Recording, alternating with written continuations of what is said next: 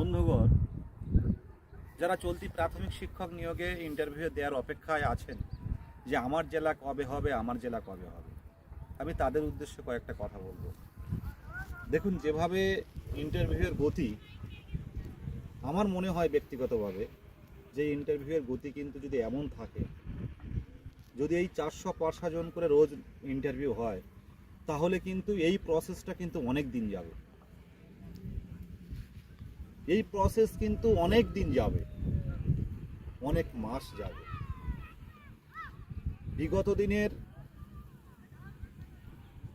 যে ইন্টারভিউ, সেই ইন্টারভিউয়ের পরিপ্রেক্ষিতে আমি বলতে পারি, যদি টেবিল সংখ্যা না বাড়ানো হয় তাহলে কিন্তু ইন্টারভিউ কিন্তু নির্বাচনের আগে তো দূর, নির্বাচনের কত পরে নিয়োগ হবে সেটাই কিন্তু দেখা।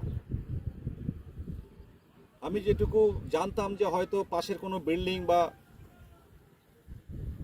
বিল্ডিং নিয়ে হয়তো সেখানে নতুন কিছু ক্যামেরা সিস্টেম তৈরি করে টেবিল সংখ্যা বাড়িয়ে, যেটা আমি কাগজেও দেখছিলাম যে 2500 করে একটা দিন ইন্টারভিউ শুরু হবে, 2500 করে একটা দিন ইন্টারভিউ শুরু হবে। কিন্তু যে কয়েকটা ফেজ হয়েছে, 3rd ফেজ পর্যন্ত, সেই রকম কিন্তু অবস্থা দেখতে পেলাম না। গতি কিন্তু খুব মন্থর। আজকে আমার ভিডিও দেখে অনেক আধিকারিকরা হয়তো অসন্তুষ্ট বোধ করবেন, কিন্তু এটাও ভাবতে হবে যে 2017 টেট শেষ ডিএলএড উত্তীর্ণ কারা দিয়েছিল? শেষ ডিএলএড 17-19-এর ডিএলএডরা 17 টেটে বসতে পেরেছিল। 18-20 সেশনের ডিএলএডরা কিন্তু 17 টেটে বসতে পারেনি। 17 টেট হয়তো পরে হয়েছে, তখন কিন্তু ফর্ম ফিল আপ হয়েছিল, নতুনরা কিন্তু অংশগ্রহণ করতে পারেনি।